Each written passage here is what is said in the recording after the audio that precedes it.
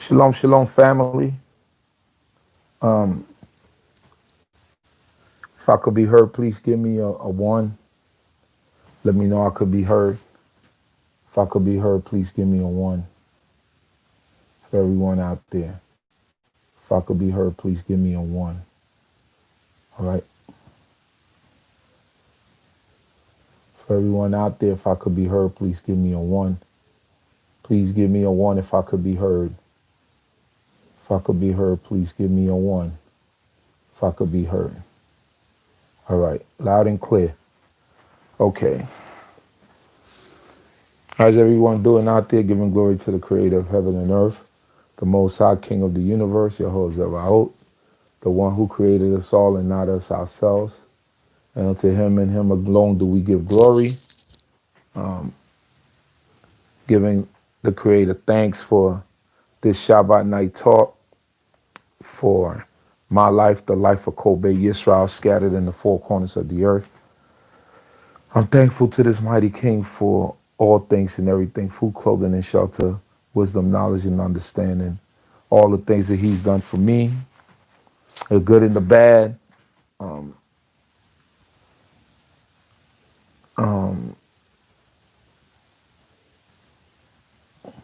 I'm thankful to this mighty king. I hope that everyone out there is doing great. I hope that everyone had a good Shabbat meal. I hope that everyone is in the spirit of the Most High, giving glory to the Creator of heaven and earth. And I'm hoping that the Creator will bless us all in all of our lives, in all of our endeavors, and the things that we do before Him, and the things that we do that in order to take care of ourselves, that the Most High God will bless our jobs and all of the things that we put our hands forward to in order to praise His holy name. Thanking the Creator for wisdom, knowledge, and understanding. I'm talking a little bit low today because I don't want to make too much noise, but I'm grateful to this mighty King, and I'm kind of coming on just to address a few things. I want to just talk about certain things randomly. I want to talk about the greatness of the Creator. It wouldn't be any of us if it wasn't for the Most High God waking us up every morning, having mercy upon us and allowing us to wake up every morning. Because many people don't wake up, and we take those things for granted. People taught to have done things in the morning, but the Most High God doesn't wake them up, and we wake up, and we got to be thankful to the Creator of heaven and earth. Last week, I heard that last week on Shabbat, one of the brothers that I really appreciated was a good elder, a good man. In my eyes, as far as I seen him, every time I dealt with him and every time I seen him, he had a smile on his face and always had some great words of wisdom.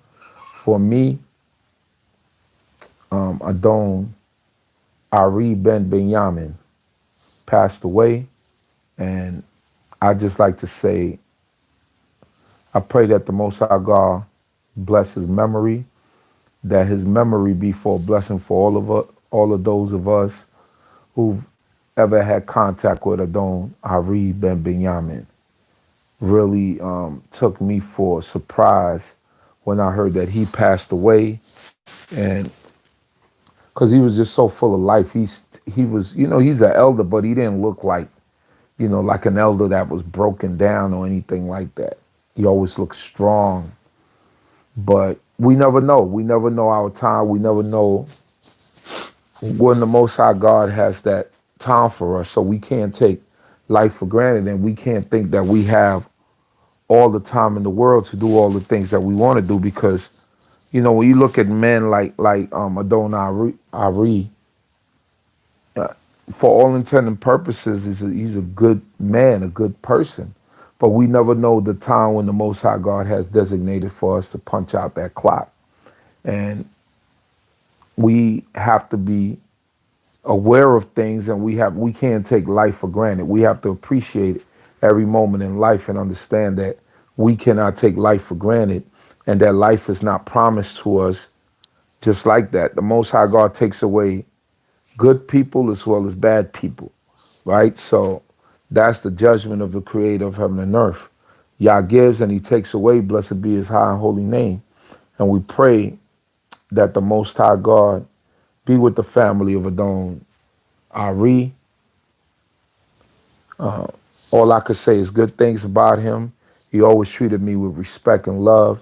He always showed himself to be a man of character and a man of value. So he's going to be sorely missed. A few years back, his partner, Adon Dawi, passed away. And if you know, they was like the dynamic duo. They did songs together. So, you know, it's unfortunate, but the Most High God knows why he does things. And if any of the family of Adon Ari is out there listening to me, my heartfelt condolences go out to you. And I pray that the Most High God will give you a quick healing for your loss and all of the things that you're going through.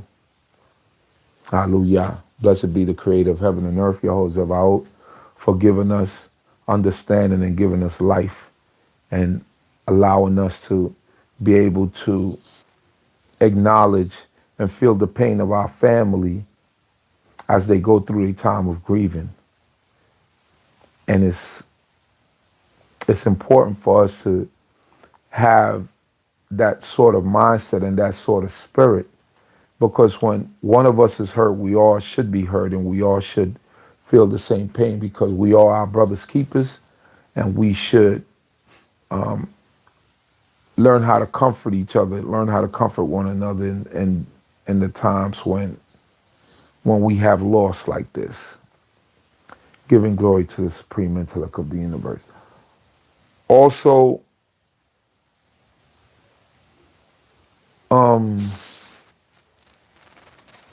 I'm not going to be long, I wanted to talk about the climate of what's happening within the United States of America and our people, mainly the condition of our people. And when I say our people, I mean us as Israelites. We already see that there is such a there's so many opposing forces. How do they say that? It's like polarizing points, right? And so much opposition to one side or the other. And in the grand scheme of things, no matter how you look at things or how you think about them, you will always have to remember that we are Yisrael, that we are Yisrael first and foremost. And Yisrael was scattered to the four corners of the earth. Yisrael was not only scattered to North America, but the greater majority of us went to South America. Many more of us went into the Caribbean islands, into Europe, into parts of Africa, Asia. When the Most High God said that He scattered us to the four corners of the earth, you could find one of us in any corner of the earth.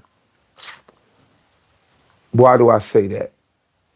In lieu of what happened with the election in the U.S., and I know it's hard to tell people not to be involved in this thing when things are right before us, and whether you went one way or the other.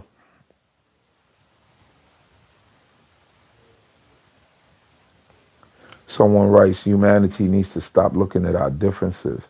Let me read what was said here. Maybe it will scroll up a little bit more. I'll see it later. But I just want to say this.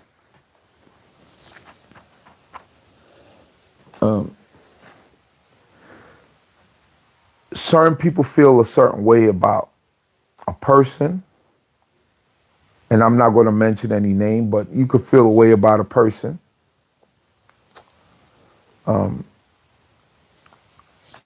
The guy who's on the way out, and you could feel a way about the other person who's on the way in with its running mate, with his running mate, which is a woman of color.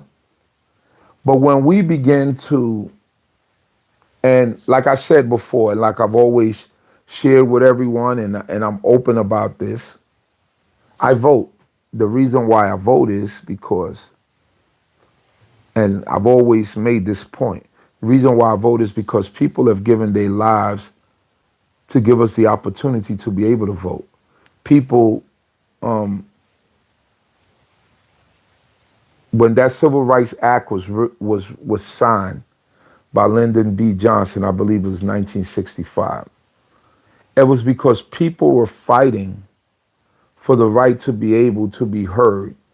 Now, whether you feel that a vote, our vote counts or it doesn't, that's your prerogative. You don't have to vote. But I vote simply for that cause because people lost their lives and I don't want their lives to be lost in vain. That's the way I feel. This is my feeling. This is how I feel about voting. Now, whether I vote or not, it doesn't make me wicked. It doesn't make me wicked if I vote. I just want to get this point across. And it doesn't make you evil if you don't vote. All right? It doesn't make me wicked if I vote. And it doesn't make you evil if you don't vote. Right? This are personal, these are personal choices that we make that don't change the course of our lives per se in a way to where we are sinning before the Most High God. I don't look at it that way, because if we look at Israel in terms of politics, we were always part of the political structure, or we always tried to be involved in the political structure of whatever captivity that we were in. And the Medo-Persian Empire, Mordecai was sitting with the judges and the rulers and Ahasuerus' temple, right? Or palace, I mean, not temple, in his palace. And he was able to tell Ahasuerus that there were two men that were plotting to take his life. So these are things that we have to keep in mind, all right? We were always part of political structures. When we look at Joseph in Egypt, he was lifted up out of the dungeon and he became viceroy, second in command in Egypt. That seems pretty political to me. And he was taking care of the affairs of Pharaoh and all the things that needed to be done. For all intent and purposes, he was the vice president, secretary of state, whatever you want to name him. That's who Joseph was. Moses was in Pharaoh's place, in a position of power. Our forefathers always, Shadrach, Meshach, and Abednego was in Babylon, and Daniel became an advisor to the king Nebuchadnezzar. So, in terms of politics, we always were involved in the politics of the captivities that we were part of, right? On one way or the other. And why wouldn't you? The Most High God told us, he said, I believe in the book of Isaiah, it tells us, it said to read, to pray for the peace of the land that you're going into captivity. And that was speaking about Babylon. So we are very involved with the politics of the captivities that we've been part of. I just want us to understand that. And I don't want us to dehumanize each other or to make each other evil because we go or one side or the other. I might not agree with you if you support Agent Orange. I might not agree with you because I feel like personally there's certain things that he's done to offend my community, but that's not going to stop me from looking at you as being a Israelite brother or sister. I hope that everyone is understanding me. Reddickson writes, humanity needs to stop looking at our differences and understand we are all here on this planet together. And future humans will travel to the edges of our solar system and colonize the planets.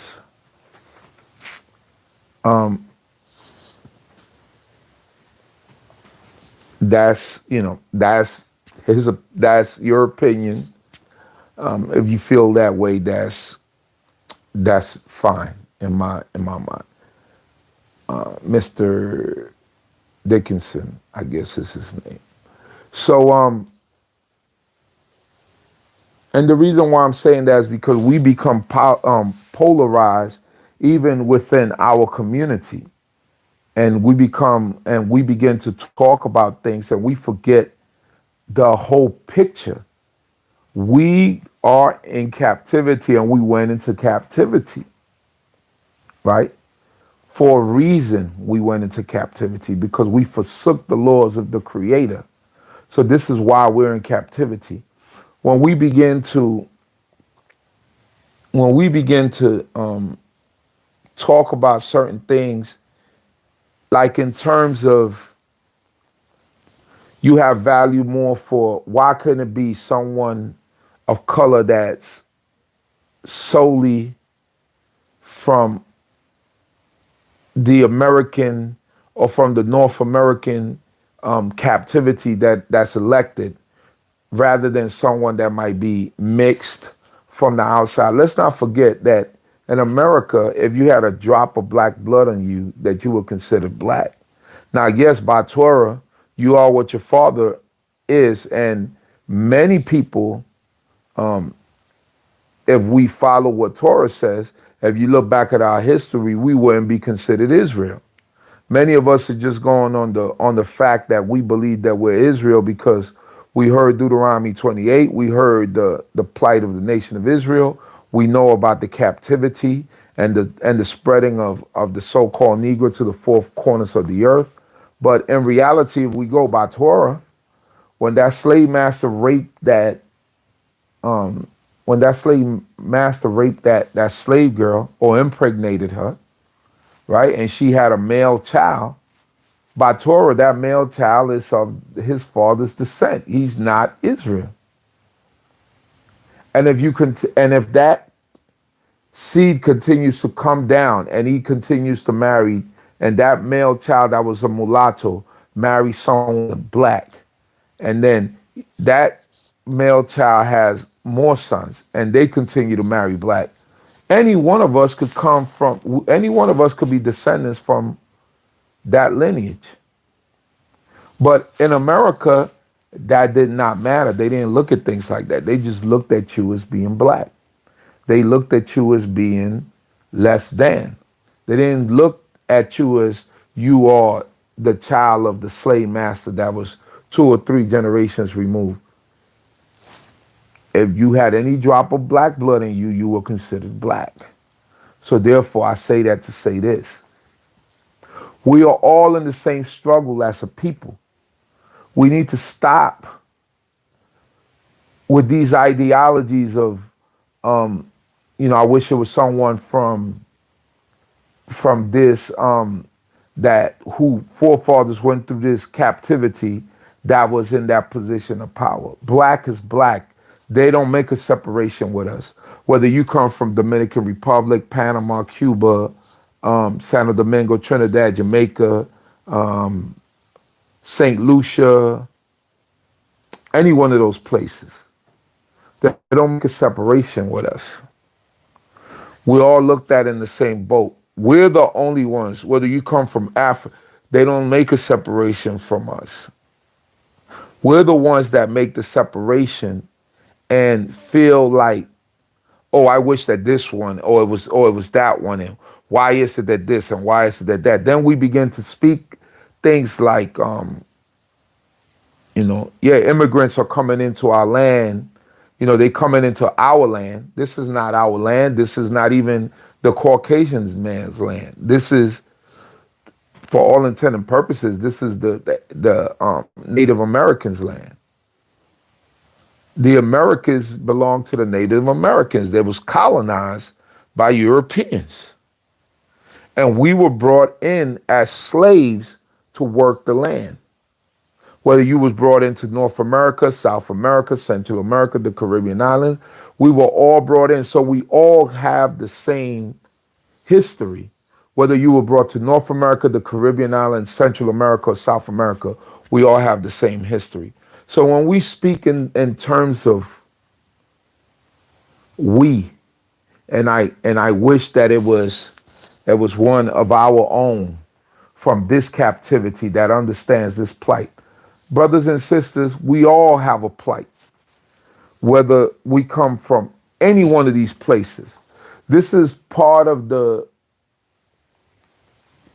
what the slave master wanted, divide and conquer. Now you're talking about, I wish it was one of us, but one of you is really all of us. You know the struggle of the people that came into this land, the people of color that came into this land, that were black people,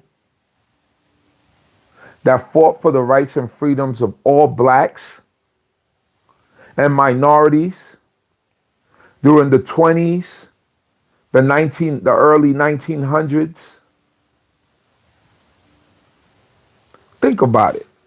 You had a man like Marcus Garvey, who was from Jamaica, but came and uplifted the spirits of black people here in America and gave them a sense of purpose and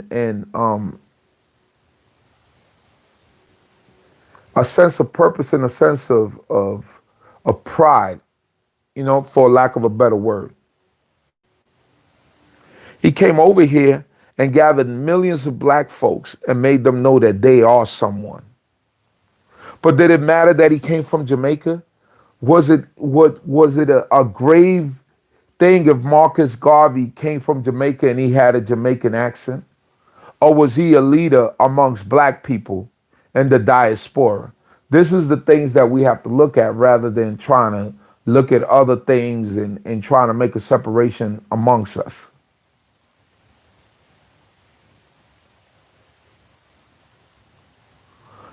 These are things that we have to look at, brothers and sisters.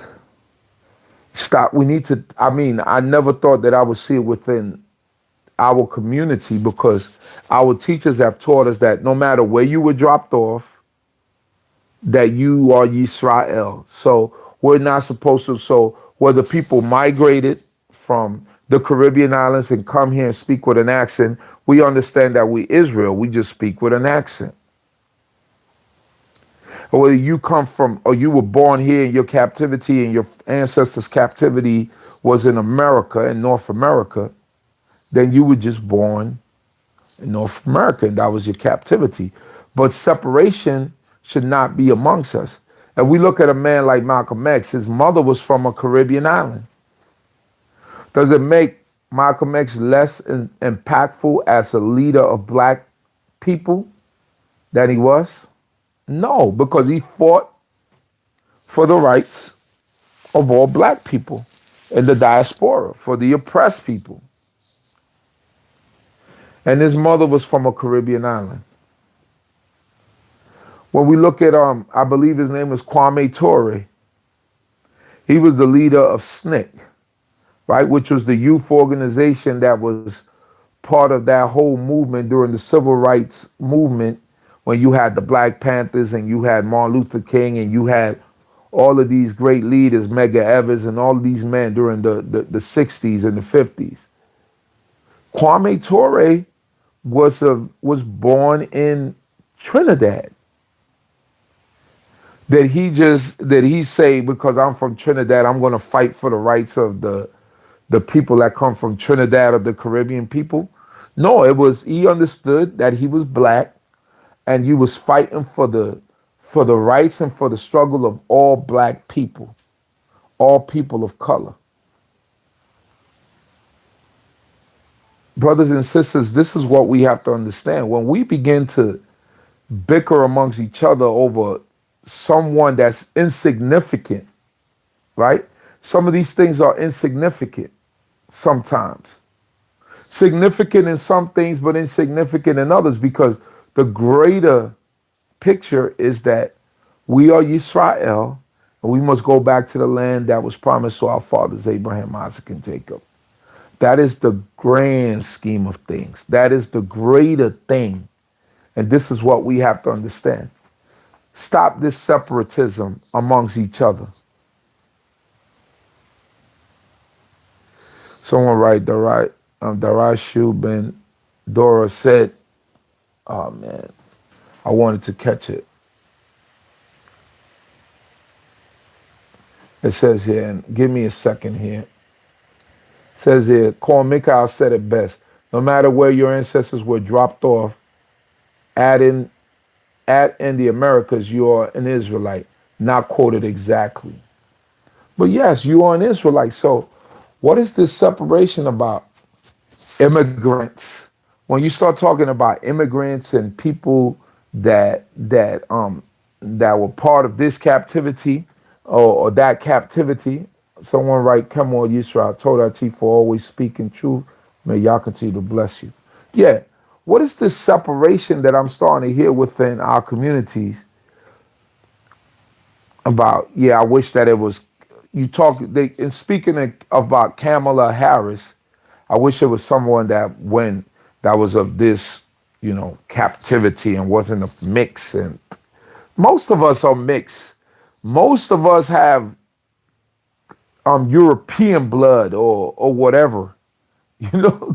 We don't know until the Most High God shows it to us. It says here, I hear you, but the majority of Israelites in the United States and abroad don't subscribe to being Israelites, but are instead Christian and instead push this ideology. How then do you say? Don't separate when they continue to push ideologies that are in line with white supremacists. Right. So, but it's one thing about Christians, but I'm talking about Yisrael. I've seen Israelites like us pushing these narratives as if it's okay. We never, as Israel, we always looked at each other as God's people.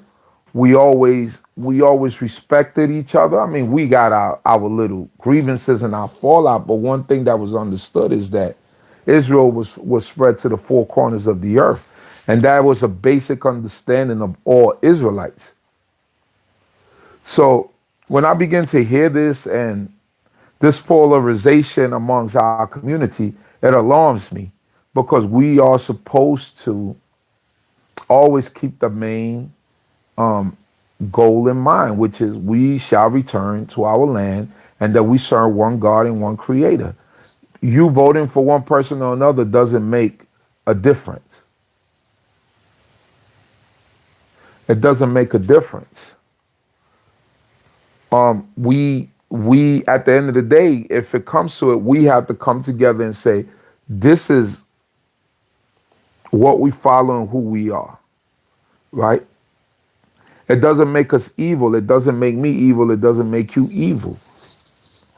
But the polarization and the separation and the making comments about immigrants and people that come from, listen, we're all the same people. Whether, I don't care if somebody came from Guyana. I don't care if somebody came from Brazil. As long as they speaking for the rights of us as a people, as a nation, I don't care where their descendants was from.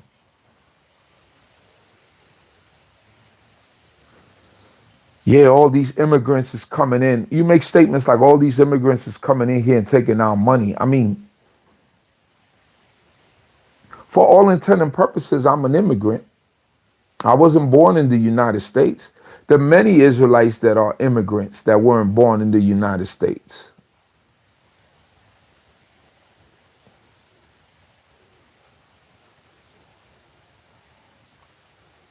And even if we look at Bob Marley's still considered a black man.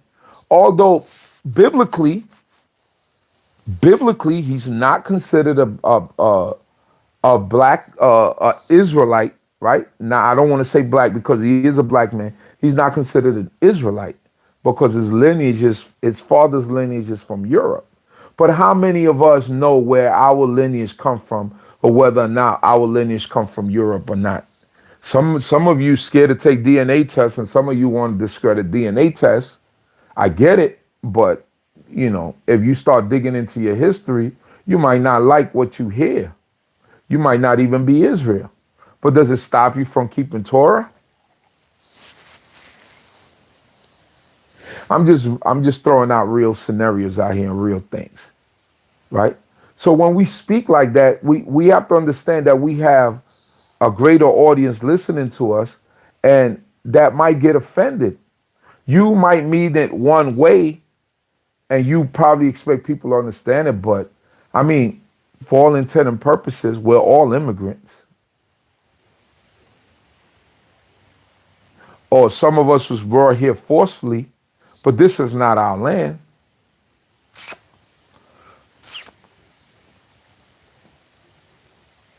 So is our heart and our concept and what we do, is it for us and the growth of our people, or is it for something else? We take advantage, of course, we take advantage of whatever is there before us. We could use our voting power as a tool to move certain things and to get certain things done. I agree with that. We could do that. I don't have nothing against that. But we can't offend each other along the way while we're doing that. We have to be aware of the offensive things that we say to one another, right? Because when you begin to offend, when you offend, then sometimes it's hard to take that back when you offend. So it's just a word to the wise, and trying to make us understand that we need to be careful in the things that we say, because the things that we say might be offensive to your brothers and your sisters. We're all in this together. We're all Yisrael, no matter where we come from. Let me see. Diro Yahu Ben Dora writes, Israelite teachers and leaders have been saying we have to unify and stop the separation amongst us for years, at least since I have known in 2007. So what is going on? Zev Benyamin, honestly, as an avid listener and one who considers himself a part of the congregation, we should keep the politics out. And also, everyone who is here are immigrants. Zev, we have to stop calling ourselves Black and African Americans. And I get that. I get all that part of it. I get that, Zev. I understand what you're saying, and you have a right to feel how you feel. But I think that the conversation is more geared on, because people are going to vote, people are not going to vote, and people are going to feel the way that you feel. And all those feelings are fine, right? And I understand you. You're fairly new. You have that spirit that we all desire to have, once again. And that's a beautiful spirit, and don't lose that spirit. But there are people who get involved in politics. There were people, I don't know if you caught me from the very beginning, there are people who in our history were involved in politics and were very influential individuals in captivity. Personally, I don't view it as something wrong. Personally. But you have a right to your opinion, and that's the way that we should carry ourselves, and understand and to know that we have a right to our opinions, and you have a right to feel the way that you feel, as long as we're not transgressing the laws of the Most High God. That's the way that I feel, right? So, and getting back to the topic, and like you so well put it, we're all immigrants in this land. We're all immigrants. Some were forced here. Some of us, it was a forced migration, not of our own will, our ancestors, and others of us came willingly. But for all intent and purposes, we're all immigrants. So we got to keep those things in mind. Yah is great. Yah is merciful. Yah always is there for us. And he allows us to grow and to have understanding. Let whatever happen, happen. Things is a bit unstable right now, but we should be preparing to get out. We should be preparing to do what is it that we have to do to be able to get out, because if this thing goes sour, goes sideways, or goes any other way, who do you think, after the quote unquote immigrants get kicked out, the quote unquote immigrants, right? And that's a story in itself, because the people that they call immigrants are really the people that have been migrating to these lands for centuries. This is rightfully their land. The Mayans, the Aztecs, all types of indigenous people within the Americas that used to go up and down, because they never thought that the land was theirs. So they will move, they will migrate from place to place. So now the people that you're calling immigrants are not really the immigrants. The people that you're calling immigrants are the rightful owners of the land. So after they get rid of them, right? If this thing kicks off the way that they really want to kick it off, they get rid of them. What do you think will happen to you, Negro, who said immigrants and these people need to, we need one of our own? What do you think will happen to you next? Because remember, I fall under the category of immigrant. So Chief Uziel, as you know him, they're going to kick me back to where I was born. I'll go back to Panama. And that brother from Guyana, those brothers from Guyana that you know, go back to Guyana. Oh, we're going to revoke your citizenship. Your citizenship means nothing. We changing the Constitution.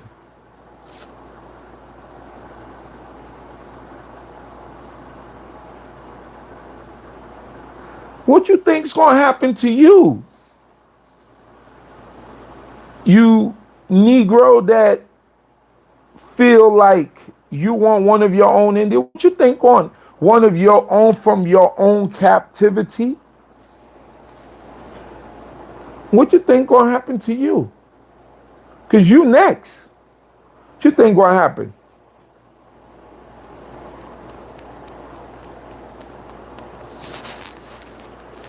See, these are things we don't consider. These are things that we don't look at. I always say it, things are going to get worse before they get better. So now we're seeing it get worse. The Most High God has put a plague on the earth that they cannot control no matter what they do. It's spiking back up. People continue to die. People are saying, oh, we got COVID-19 fatigue, and I'm so tired of it. I'm so tired of COVID.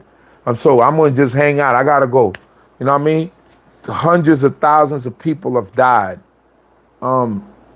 around the world. Now you got these silly seasons coming up. You got this Thanksgiving and all this stuff. People are just not going to be able to resist the fact that I have to go to grandma's house to go and have a Thanksgiving meal.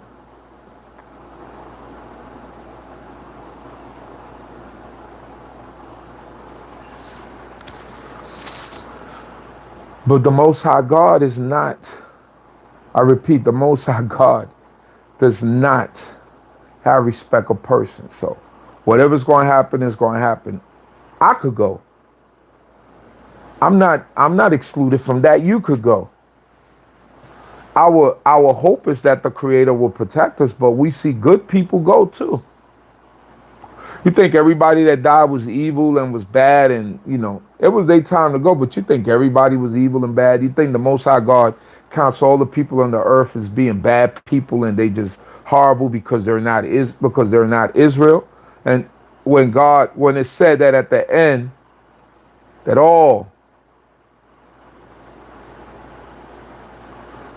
that the house of God should be it should be a house of prayer for all people.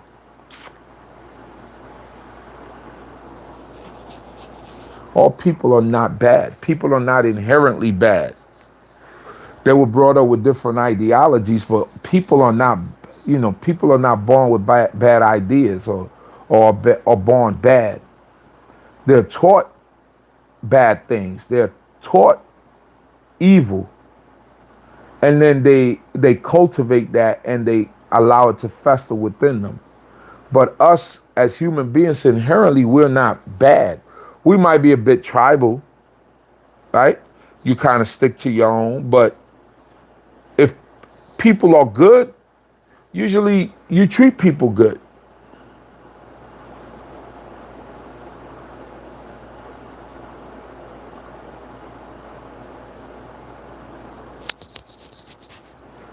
There's not a law per se that says that Israel votes in captivity or anything like that.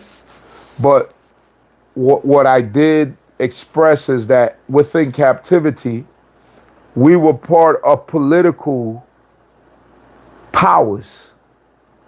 I spoke about Mordecai and the Medo-Persian captivity, sitting as one of the judges in Mordecai's court.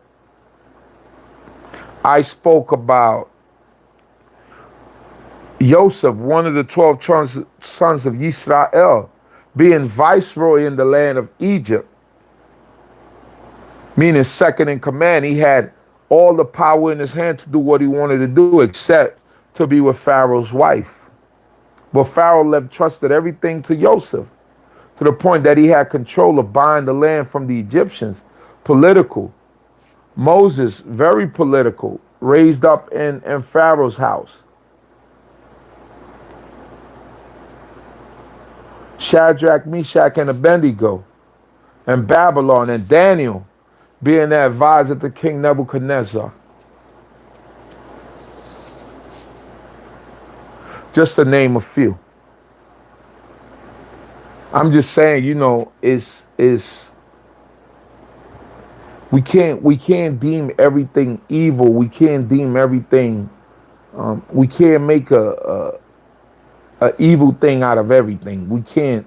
If people do certain things that you don't agree with, but are not necessarily against Torah, then just consider what you're saying and what you're doing.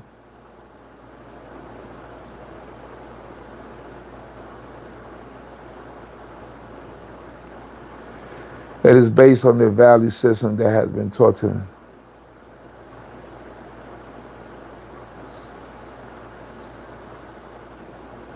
Whether they were chosen or not, they were still part of a political structure.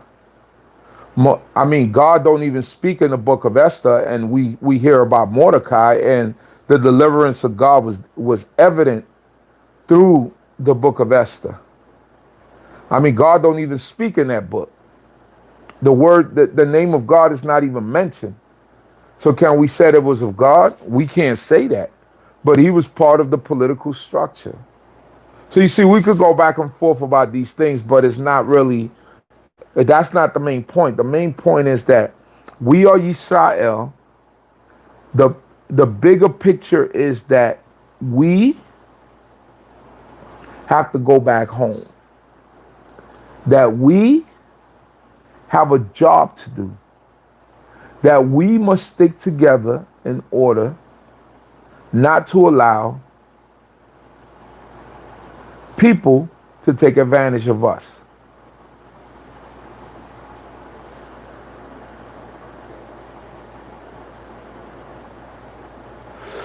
I concur with that politics can be very divisive in our community. There are people on both sides, and it should not be used in opposition to each other.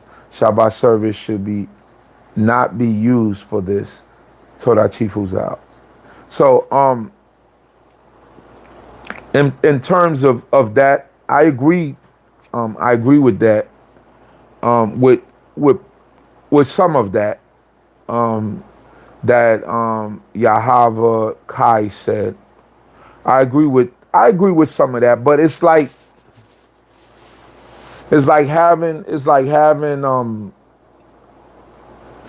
me and I don't know if my brother Itamar is on right now. We're very passionate about our teams, right? Very passionate. If you ever seen our, no disrespect. I don't take that as a disrespect, Yahava Kai. I'm very, I don't let things offend me when it comes to that, because I look at the bigger picture. We're all brothers and sisters, and at the end of the day, we must all come back. And our ultimate president and our ultimate king is the creator. And I know that if we live by that, then that's what we have to stand by.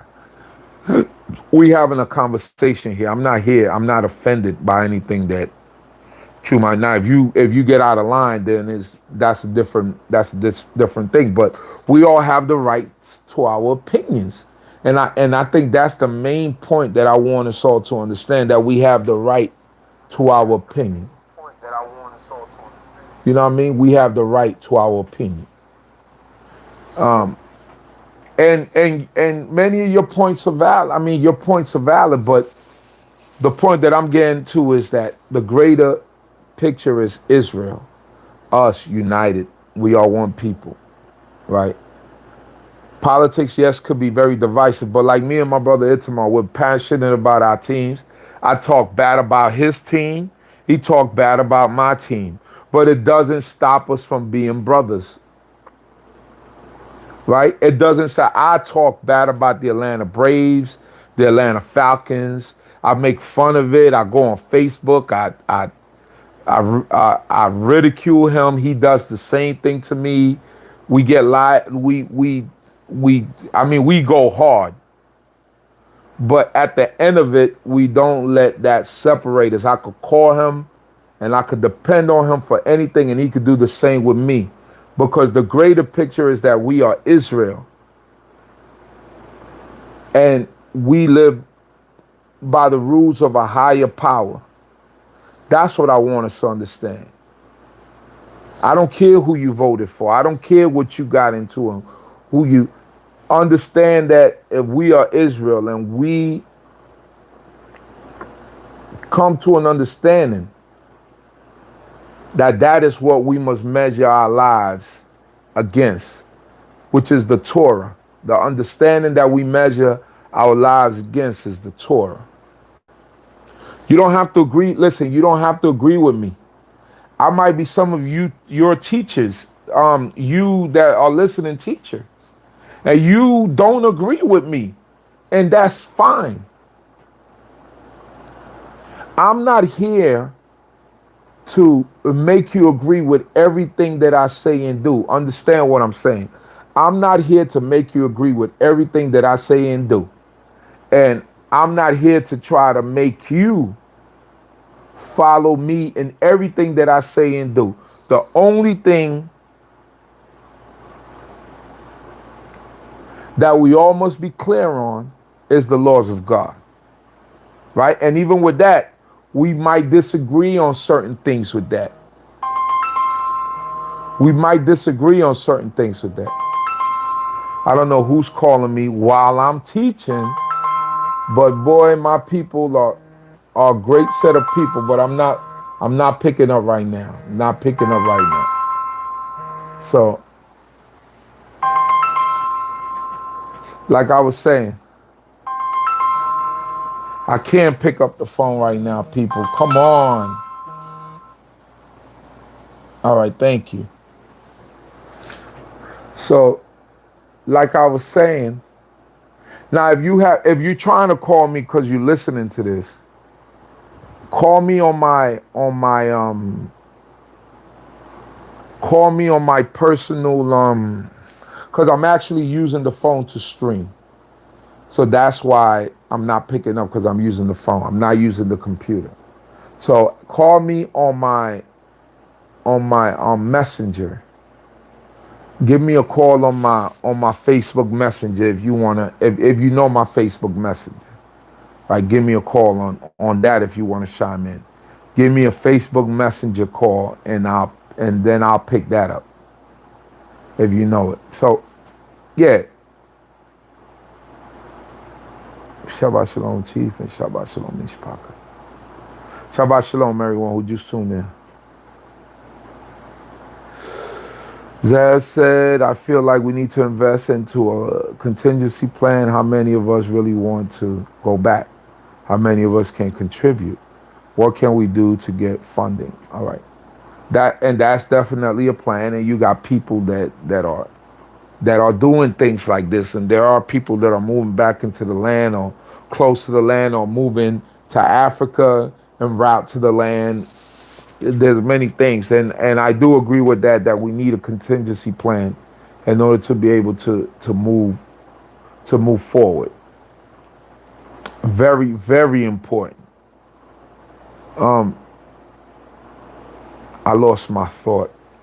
I was making a point about something and I forgot it. But yeah, we cannot take things so, especially when it don't have to do with Torah. We can't get carried away. We can't get carried away. Now, do I like everything that Agent Orange did? I don't like it. It's a lot of things in his character that I don't appreciate, that I don't like.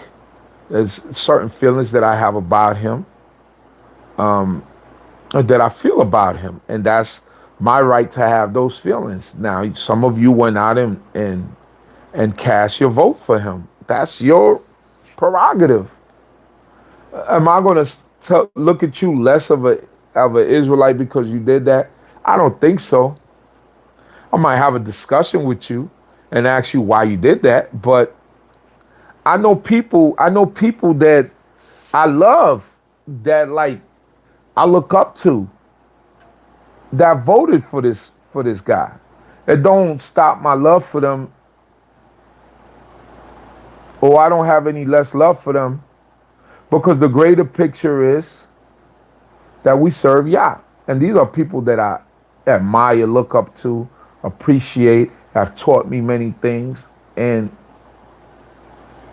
it doesn't affect my relationship with them. And we get into discussions. And this is what I want us to understand. We get into discussions. But at the end of the day, we know the greater understanding, which is Yah. And that's who we praise. And that's what I really want us to understand. All right? We are all the same people, no matter where you come from. We were scattered to the four corners of the earth, and we were brought there to be servants, as Deuteronomy chapter 28 said. Let's not forget that part of it. Let's not forget Deuteronomy 28, because I think some of us have forgotten that and forgot the understanding of why we are in captivity and why we got people of color all over the world. Deuteronomy 28 verse 15, it reads, "But it shall come to pass, if thou wilt not hearken unto the voice of Yahweh your God, to observe to do all his commandments and his statutes which I command thee this day, that all these curses shall come upon thee and overtake thee. Cursed shalt thou be in the city, and cursed shalt thou be in the field." In the city you won't have, because the field is cursed, you won't have the produce to bring into the cities to sell. So cursed you shall be, and you shall be in hunger, you shall be in starvation. Cursed shall be the basket and thy kneading jar. You're not going to have, because we don't listen to God, we're going to go through hunger. We're going to have hunger pains. Cursed shall be the fruit of thy body and the fruit of thy land, the increase of thy kind and the young of thy flock. Cursed shall be the fruit of thy body and the fruit of thy land. Your children come out crooked. Your children come out with deficiencies.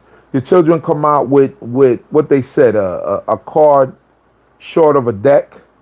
All these things begin to happen because the Most High God curses for not following his laws. So the fruit of thy land, get locusts come in and eat up all your crops. The increase of thy kind and the young of thy flock. Your animals are not even producing the way that they should. Cursed shall thou be when thou comest in, and cursed shall thou be when thou goest out. Be no prosperity in your hands.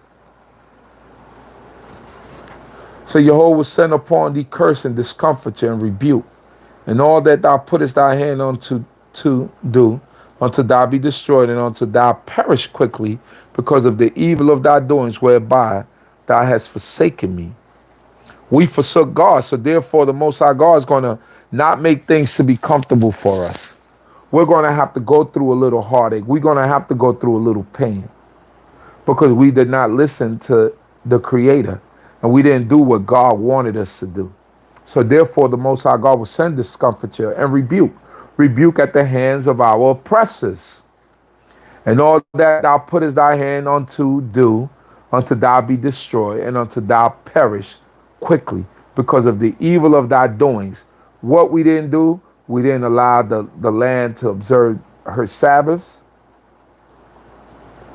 We allowed idolatries and superstition, prostitution, the worship of Asherah. We allowed all these things in the land. It says, Jehovah will make the pestilence cleave unto thee until he have consumed thee from off the land, whither thou goest in to possess it. So Jehovah will make the pestilence cleave unto thee until he have consumed thee from off the land, whither thou goest in to possess it. So when we went into the land, the Most High God allowed the locusts and all the pestilence to come in, the animals, the wild animals to come in and destroy the land because we did not do that which God wanted us to do. Verse 22, Jehovah will smite thee with consumption and with fever and with inflammation and with fiery heat and with drought and with blasting and with mildew, and they shall pursue thee until thou perish. The consumption is like a cancer, something that consumes you from within. And with fever, right? Today, people are dying from this COVID. Some people get fever. Some people get a consumption. It consumes your lungs, right? It attacks your lungs. And with inflammation of your breathing passages to where you can't take in air, where you need to be intubated. And with fiery heat, and with drought, and with blasting, and with mildew, and they shall pursue thee until thou perish. With drought, and with blasting, and with mildew. The fires, fiery heat, drought. It's all the things that happened to us when we were in the land, people. It reads right here and it says, and thy heaven that is over thy head shall be brass, and the earth that is under thee shall be iron. So heaven and earth shall not produce. The heaven will not give off rain that you need, because it's going to be brass. And the earth shall, under you shall be iron, meaning that nothing is going to come out of it, because we forsook the laws of the Creator. Jehovah will make the rain of thy land powder and dust. From heaven shall it come down upon thee until thou be destroyed. Get nothing. Powder and dust. Meaning that the land gets so dry that it becomes powder and dust. Now you look at the majority, a percentage of Israel, a lot of it, or I don't want to say a majority, but a good part of it is desert land. And on that desert land, they began to discover cities. Israel was not always like that, but the Most High God cursed the land because of what we did. We did not allow the land to have its rest. Jehovah will make the rain, Jehovah will cause thee to be smitten before thy enemies.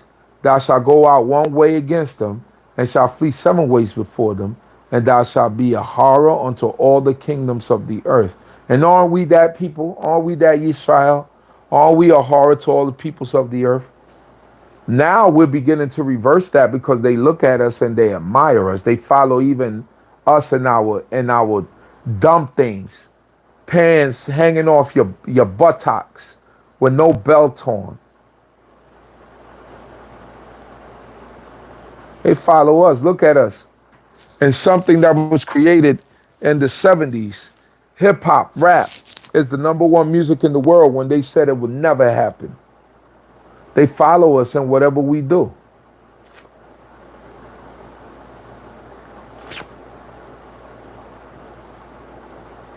It says, and thou shalt be a horror unto all the kingdoms of the earth. And this place did a wonderful job of making us a horror to all the kingdoms of the earth. They portrayed us as mammy, sambos, servants, whores, thieves and robbers, prostitutes. So the world today look at us as a horror and look at us as a show and automatically look at us as being dangerous. Don't forget to like the video, subscribe to the channel, share it to all your different platforms, brothers and sisters. That's the way the channel grows, and that's the way we get this word out. All right? So don't forget to do that. I see 56 of us on. Smash that like voting button and like and subscribe to the video and subscribe to the channel. Hit the notification bell right next to the subscribe button. It says here, and our carcasses shall be food unto all fowls of the air, and unto the beasts of the earth, and there shall be none to frighten them away. That's what will happen to us in the land because we didn't do that which God wanted us to do. It says here, Jehovah will smite thee with the boil of Egypt, and with the emerods, and with the scab, and with the itch, whereof thou canst not be healed. All types of eczemas and skin diseases and things that the Most High God cursed us with because we did not listen unto him and we did not follow the way that he wanted us to follow. This is what I want us to understand. No matter what we get into, we all fall under this. We all fall under this. We all fall under that curse. And don't forget, when we left out of Egypt, we left a mixed multitude. So there were people that adopted the way of us and followed the way of us. So we can't exclude them either because the Most High God treat the stranger as the homeborn.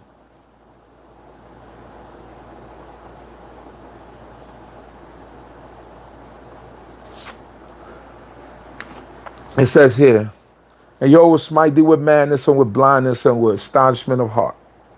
With madness. You know how many bipolar people have been diagnosed out there? You know how many people have lost their minds because they just in the situation that they're in? They just begin wandering in the street, eating out of garbage. You be like, this guy had it all together, but people lose it. Most High God allowed madness to come upon you.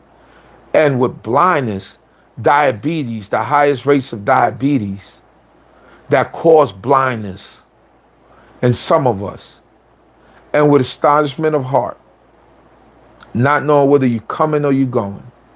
Astonishment for all the things that we see. We see our young being taken away from us and dying daily in those streets. You just be astonished. You can't believe it. Parents burying children more and more often. And thou shalt grope at noonday as the blind gropeth in darkness. We're going to grope in noonday as the blind gropeth in darkness. Why? Because we don't have, as they say, a pot to piss in or a window to throw it out of. And thou shalt not make thy ways prosperous. And thou shalt be only oppressed and robbed always, and there shall be none to save thee. We are the most impoverished people and live in some of the most undermanaged and how do you say, and taking care of neighborhoods, but yet we pay some of the highest insurance, redlining, paying some of the highest mortgage rates, oppressed and robbed always. That's us. You know what I'm talking about. Thou shalt betroth a wife, and another man shall lie with her. Thou shalt build a house, and thou shalt not dwell therein. Thou shalt plant a vineyard, and shalt not use the fruit thereof. So we could look at that in twofold. When we went into the land, that happened. They came in, they besieged us, they ravaged our wives. And when we look at it in today's term, it's the same thing that going on. Adultery is not frowned upon on the earth. People will sleep with somebody else's wife. Before, there was a sanctity to that and not having that happen. You wait till a woman is completely divorced, or a woman will wait till she was completely divorced before she moved on in her life. But today, you could be separated. That's not divorce. Separated is not divorce. Until those papers are signed, until you're given a bill of divorce, or until those papers are signed, you're not fully divorced. You cannot move on. I'm sorry.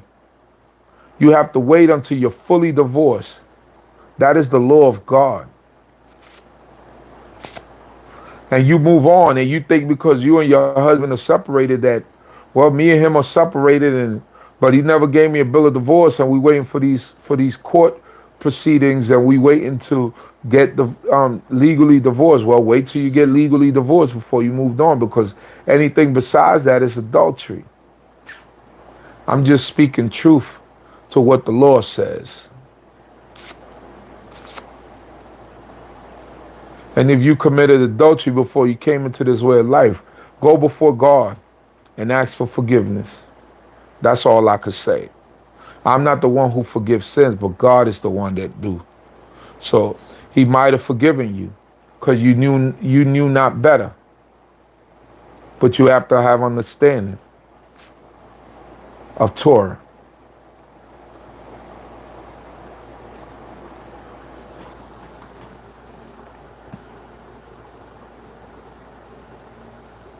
It says here, thine ox shall be slain before thine eyes, and thou shalt not eat thereof. Thine ass shall be violently taken away from before thy face, and shall not be restored to thee. Thy sheep shall be given unto thine enemies, and thou shalt have none to save it. All these things you're going to be robbed and taken away. All these things are going to be taken away from you, and there should be no might in the power of your hands to stop it. Thy sons and thy daughters shall be given unto another people, and thine eyes shall look and fail with longing for them all the day, and they shall be naught in the power of thy hand. So after Rome came down and into Jerusalem and overtook, many of us ran into, and even before that, during the Babylonian exile, some of us ran down to Egypt and then ran into Ethiopia and ran into parts of Africa. And then when the Babylonian exile came, or the Babylonian takeover, some of us went into Africa and ended up into the west coast of Africa. And there, some of those nations, some of those tribes sold us into captivity because it was prophesied for it to happen. And it did happen. And we stood there. Thy sons and thy daughters shall be given unto another people, and thine eyes shall look and fail with longing for them all the day, never to see them again. And that's some of us that are here in the Americas today. The fruit of thy land, thy labors, shall a nation which thou knowest not eat up, and thou shalt be only oppressed and crushed away. This is what's going to happen to us when we turn away from the Lord. This is what happened to us when we turned away from the Creator, to our ancestors. So that thou shalt be mad for the sight of thine eyes, which thou shalt see. Shall be mad, but you can't do anything about it. Jehovah will smite thee in the knees and in the legs with the sore boil, whereof thou canst not be healed, from the sole of thy foot unto the crown of thy head. All types of diseases, blotches, arthritis, rheumatism,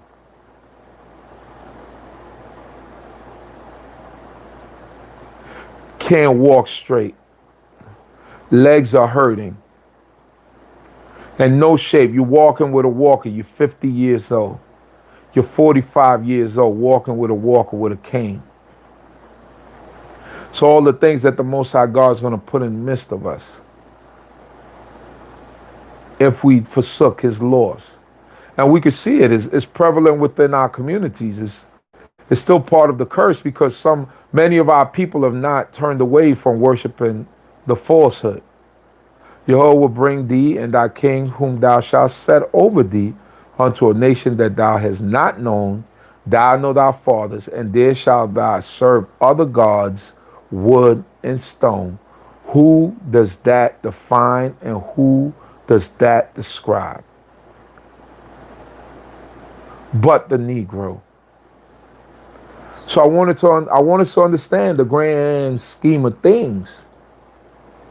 We're all the same people. Stop making these separations. I'm not a coconut. You're not a Yankee. I'm not a West Indian.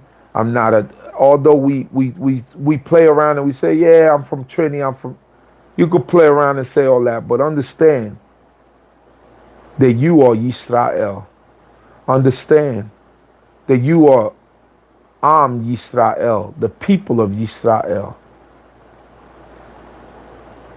the nation of Yisrael. You're not any of those other things. We joke about it. We laugh about it. We say things about it. But the main thing is that we are Yisrael, first and foremost. Let me move down a little because I'm not going to read this whole thing.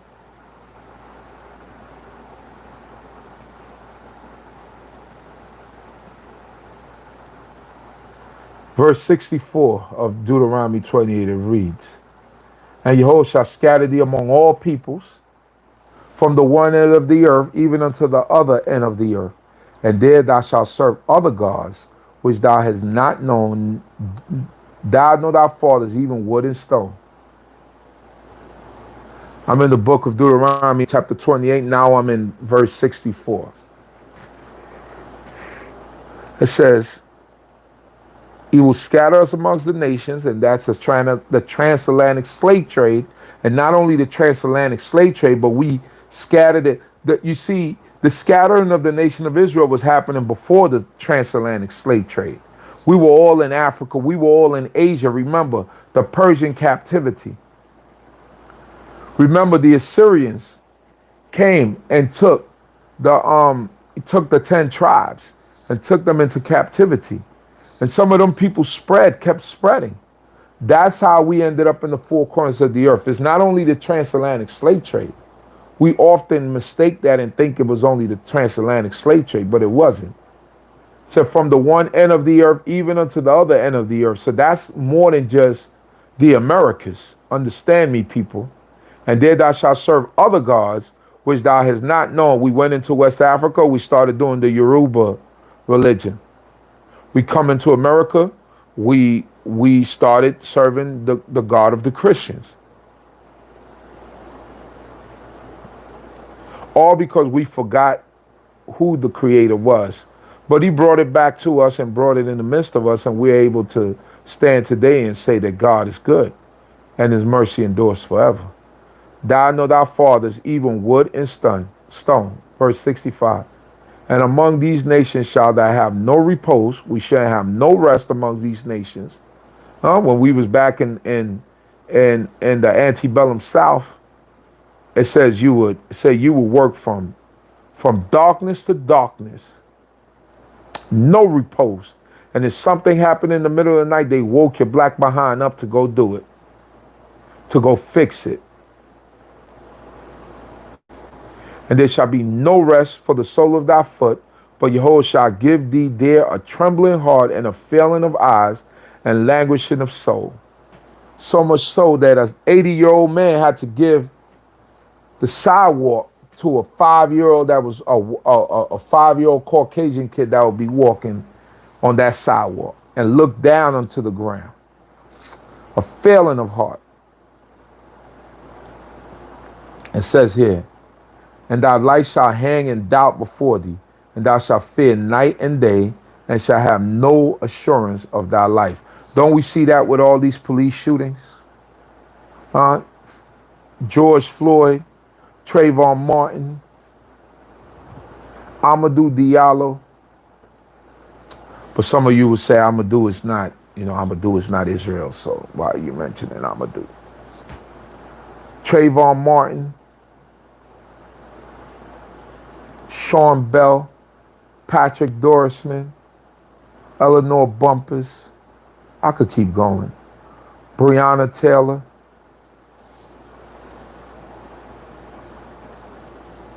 Walter Scott. Anthony Byers.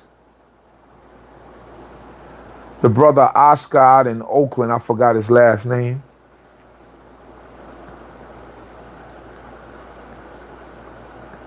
All of these things. Church bombings in Alabama, Birmingham. They used to have so many bombings, they used to call them Birmingham. Oscar Grant, thank you.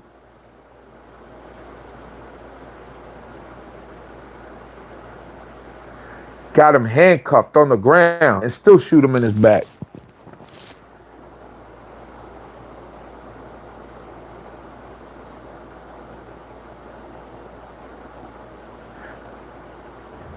$67. In the morning thou shalt say, were evening. Right, because in the morning you said, man, I don't want them to see me. So I wish it was nighttime, it was evening. And at evening thou shalt say, would it was night. Because you said, well, I can't see them coming. And I can't run and hide and do any of that. And I don't know if they're coming for me in the evening. For the fear of thy heart which thou shalt fear, and for the sight of thy eyes which thou shalt see. And we see it. Our people see it today. Our people just started getting some courage, right? Maybe a half a century ago, or a little bit more, maybe like 60 years ago. It says here, and Jehovah shall bring thee back into Egypt in ships by the way whereof I said unto thee, and thou shalt see it no more again. And there ye shall sell yourselves unto your enemies for bondmen and for bondwomen, and no man shall buy you. That's the transatlantic slave trade. That definitely is the transatlantic slave trade. But when it spoke about we should be sold, the spread of Israel, or it says that we should be scattered to the four corners of the earth. The spread of Israel started before the transatlantic slave trade. This with the ships is definitely talking about the transatlantic slave trade. So it's not contrary, it's not a contradiction, but it's a progression. The transatlantic slave trade was massive. It was big. Millions of people transferred from one side from one continent to another, or to other continent. So yes, brothers and sisters, let us understand the bigger picture. We are Yisrael. We're here in captivity. Like the brother Zaev said, we must find a contingency plan. We must come together and try to unify and do that which is right. I give glory to the creator of heaven and earth. Don't forget to subscribe to the channel. Don't forget to hit the like button. Don't forget to share the different platforms. I hope I made sense tonight. I know some of you might not agree with everything that I said, but that's fine. That's part of everything. You don't have to agree with everything that I say, right? It's fine. Mm.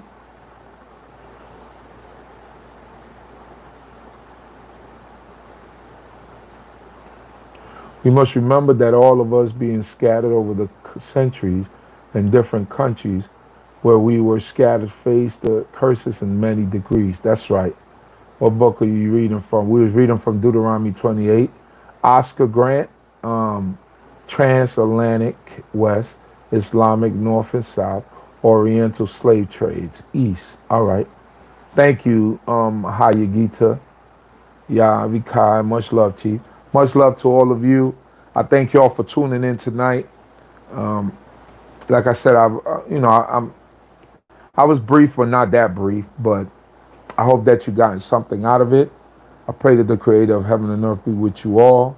That the Most High God will protect you, keep you, guide you. That the Most High God continue to be with Kobe Yisrael scattered in the four corners of the earth. And I pray, my prayer is that the Most High God will continue to bring us out of these lands of our captivity, and that we return to our homeland, Israel. Don't forget to keep our brother Adon Ari Ben Benyamin family in prayer. I know his Bain Akazia. I know him.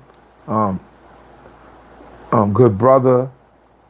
I hope that the Most High God be with you and comfort you, my brother, and comfort all the other family members who've taken this loss, greater loss in our community. A real brother, humble, meek. Pray that the Most High God bless his memory, and I hope that the Creator of heaven and earth be with his family in their time of loss. Once again, I reiterate my deepest and heartfelt condolences to all the family of Adon Ari Ben Benyamin. Also, praying for Ima and Muna. I don't know if you're listening to me, Ima. Ima Muna was in the hospital, I believe, last week. So I pray that the Most High God will strengthen her, be with her, protect her, help her to get through. And I'm thankful for the Creator, for her, that the Most High God bless her with much life. Most High God be with Ima Sarah. The Most High God be with Ima Olive, Ima Keturah, Ima Rivka. That the Creator be with all of our mothers. Ima or Gever Ora, Gever Bathsheba. It's a lot of mothers out there that I don't remember. Rabbi Bowens, she's an elder. All of the women, Ima Terea, Gever Kalila, these are a lot of elders, and I'm not remembering all, and I know some of y'all are going to kill me, but Ima Yakolia, all of our mothers, that the Most High God be with them, all of our elders, our elder men, that the Most High God be with them and protect them and keep them.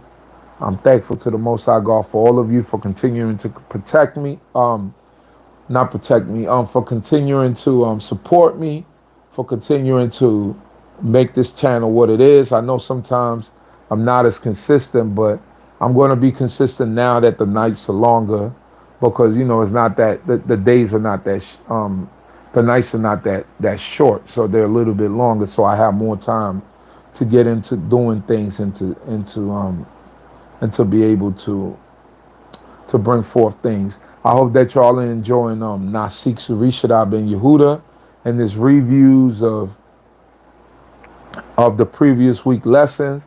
I know that many of you tune into that before you tune into me, so it was definitely it definitely he's coming along. He's becoming better at it. Like I told him, I said you're becoming better at it, and I think a lot of people are getting a lot of what you have to say.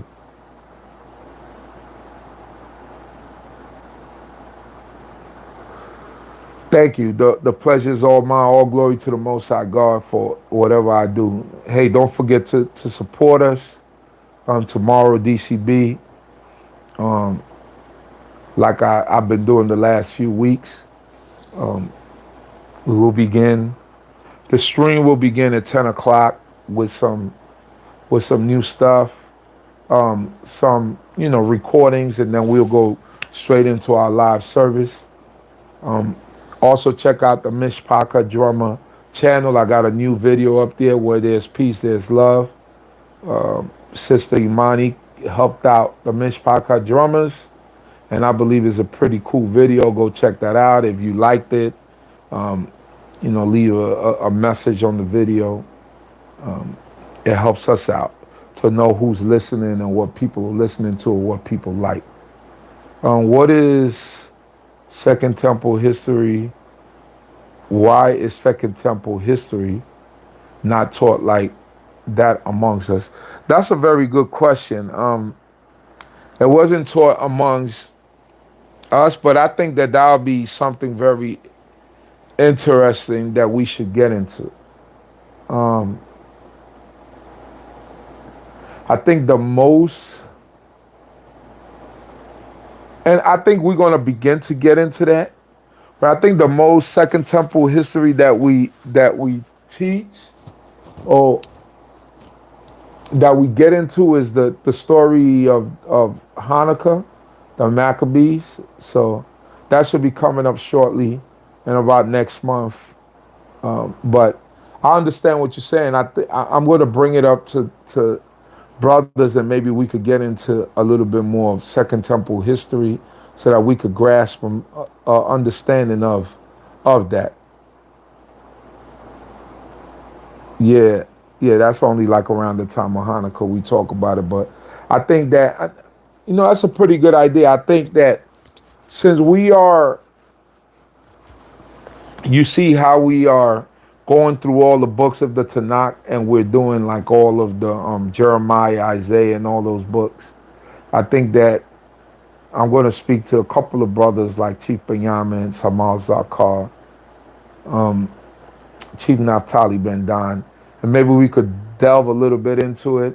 I would even ask my brother Chief Avdiel if he would like to join in on that, because I know he has a vast knowledge of it, and then we could kind of go into it. Definitely, you could send me some info at Uzi940 at Yahoo. Uzi940 at Yahoo. No, Uzi940 at Gmail. Sorry, Uzi940 at Gmail, not Yahoo, Gmail. Gmail.com.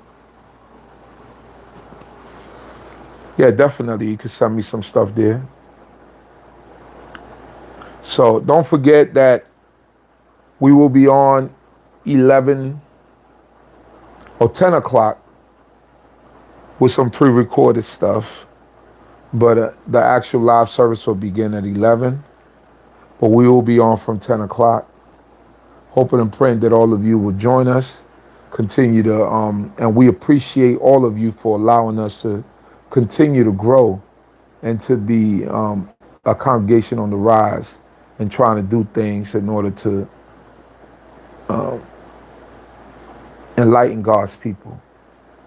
I thank the Creator of heaven and earth for all of your lives, food, clothing, and shelter, wisdom, knowledge, and understanding.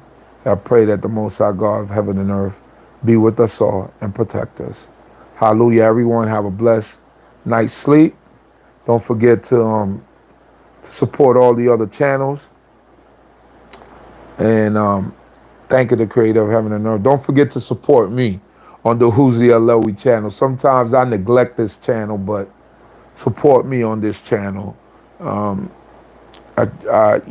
spread myself so thin, and I'm working on so many channels that sometimes I neglect my own personal channel, which sometimes I do spurts of things, and then I just leave them off. But that's okay, because I'm here to serve God, and God is first. So most of what I do is for DCB. So thanking the Creator of heaven and earth, and I hope that the Creator of heaven and earth will bless you all. Shalom, shalom, everyone. Have a blessed night's sleep. Hallelujah.